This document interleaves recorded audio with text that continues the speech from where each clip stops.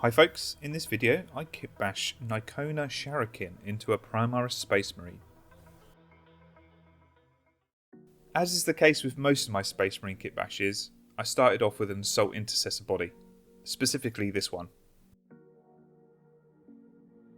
To start off with, I removed the legs and the torso, tidied up any mould lines and then stuck those pieces together. Next up was to remove the Imperialis from the chest.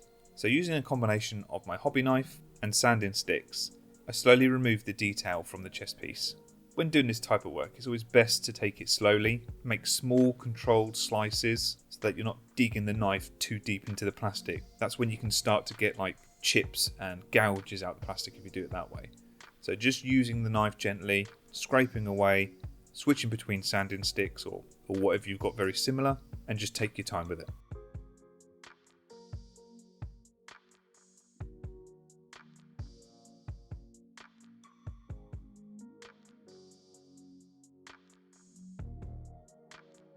The Heresy era Nykona Sharrowkyn wears Mark V power armour, so I wanted to kind of represent that but give it a modern twist. This would first be achieved by reducing the size of the gorget. So using my hobby knife, I carefully scored a line as to where I wanted it to be cut down to. I started from one side of the gorget to the centre, and then from the other side to the centre again. I then slowly and carefully started to remove chunks of the plastic down to that line that I'd just drawn. Once I was happy with that, I then used some sanding sticks just to smooth it down so it looked a bit more like it was actually part of the model.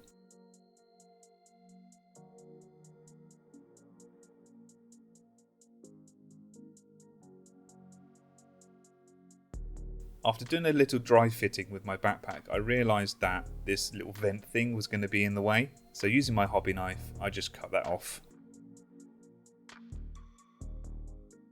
After referencing some pictures of Sharrowkyn, I realised his Mark V armour has very angular shin guards. I wanted to represent that in this Primaris version. So in order to achieve that, I used my hobby knife similar to what I did with the gorget and scored some lines at angles across the little flare across the knee pad, dictating as to where I was going to cut down the plastic.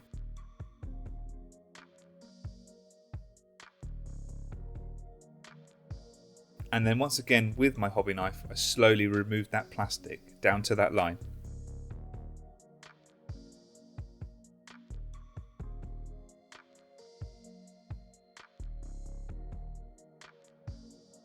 For those of you who are new to the channel, I have a massive list of kit bashes and conversion ideas that folks in the community have suggested. You can find a link to it in the description below. If you notice that there isn't something on there that you'd like to see, then let me know and I'll add it to the list. To complete that Primarisized Mark V look, I mixed up some milliput and started to work it into all of the little crevices around the knee pad and on the shin guard. For this type of thing, I normally use like a milliput slurry, not too watery, but not too thick as the normal one is. This just allows me better control and ensuring that that milliput is going to fill into those cracks and creases. You could just use another brand that's more of a viscous putty rather than a hard putty like milliput. I left that to dry for 24 hours before moving on to the little triangle that's on Sharrowkyn's chest. And for this part, I did exactly what I did with the gorget and for the knee pads. I chose the centre point in which I wanted the triangle to start from, and then at an angle slowly scored lines up towards the gorget. I did this several times so I got a nice deep cut. Please be careful when doing this kind of thing, as applying too much pressure can cause the knife to slip, and you don't want that to happen. That's why I always recommend using like a scalpel, as they're designed to be very sharp, therefore less pressure is needed to be applied, if that makes sense. Now here's a little tip that I didn't show on the video. If you do any of this sort of engraving or cutting, and you want the line to be a lot more smoother and less harsh, and the area that you're working is quite a difficult area to work in anyway, I recommend just getting some of your plastic glue, a very small amount, and just slowly and gently apply it into that area that you've just carved. What it then does is melt the edges of that plastic around it and leaves you with a nice smooth finish.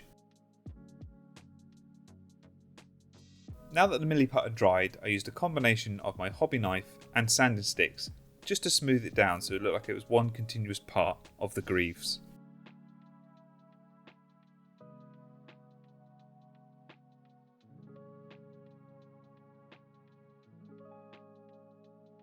The next thing I tackled was the arms. I used a right and left sword wielding arm from the Blade Guard Veterans kit, and any symbols like the Indomitus symbols on the wrist guards I shaved away with my hobby knife and sanding sticks.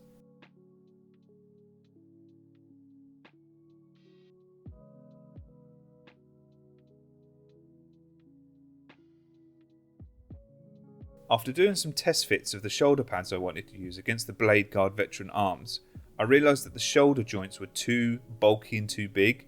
They were just designed to have the Blade Guard Veteran's shoulder pads on instead, so I had to use my hobby clippers to start to remove big chunks of plastic from those shoulder joints. I was sure to make small controlled cuts, and each time just comparing the shoulder pads that I wanted to use against the new shoulder joints.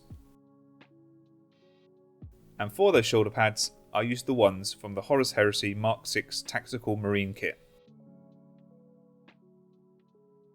If you've been enjoying this video, why not chuck me a like and maybe subscribe? It's absolutely free to do and it really helps me a lot. If it's not your thing, that's totally cool too. Feel free to share it amongst your friends as someone else may enjoy it.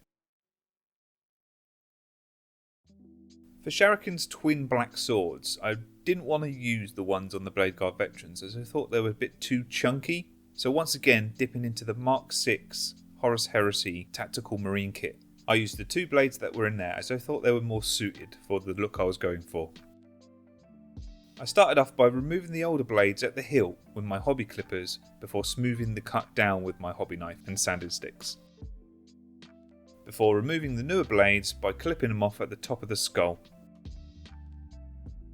I then trimmed off any excess plastic left over before gluing the new blades to the crossguards. I made sure I left a nice flat surface on the newer blades. This would allow the glue to adhere better rather than having to pin it.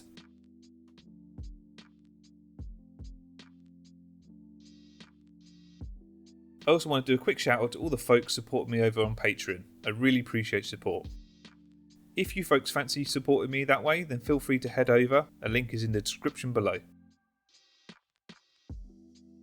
For Sharrowkyn's helmet, I just simply used one of the ones from the Raven Guard Primaris upgrade sprue and just gently cut away the skull that was on the forehead.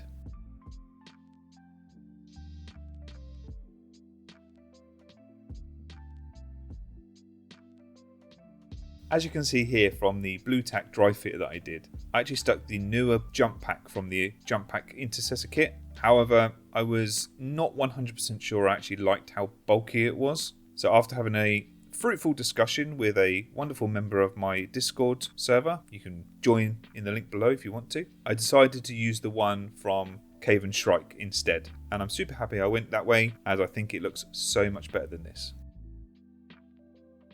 And then it was moving on to those unique shoulder pads that Sharrowkyn and the Dark Fury Assault Squad have. I mixed up some green stuff and using an old blister pack that I'd used some Vaseline on and two loyalty cards that were just laying around, I placed the green stuff in the middle and began rolling out with what looks like a makeup brush. I'm pretty sure it's a makeup brush because that's the only thing I had to hand.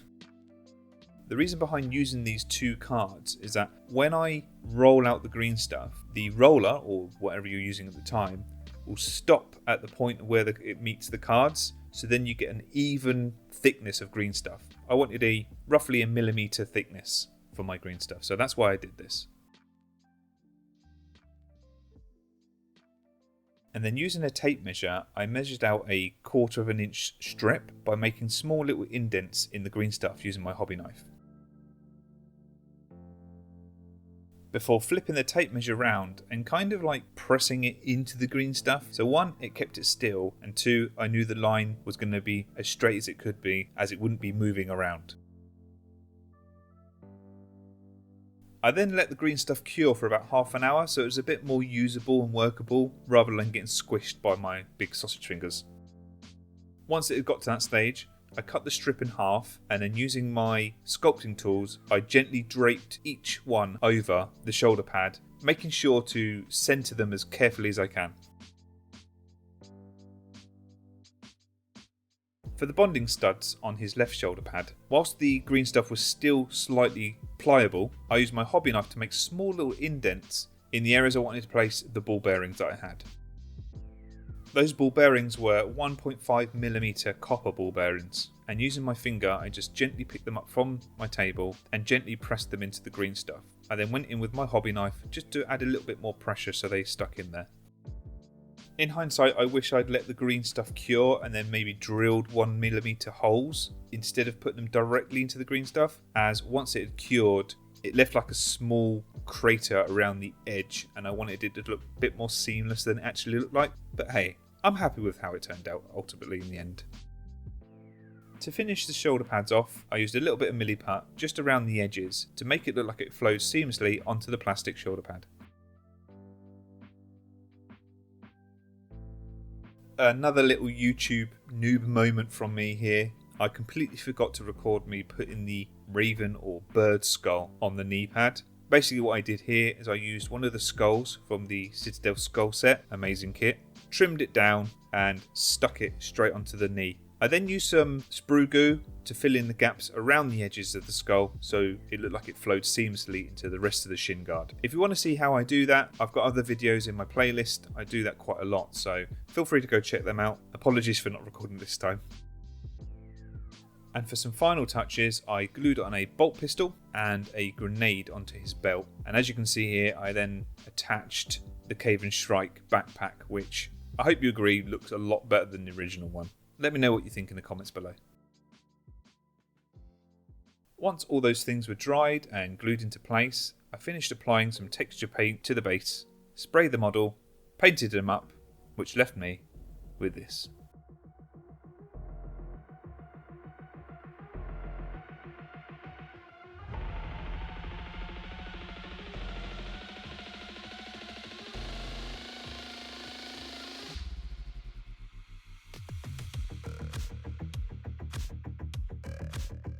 And here he is, my interpretation of a Primaris Nykona Sharrowkyn of the Raven Guard.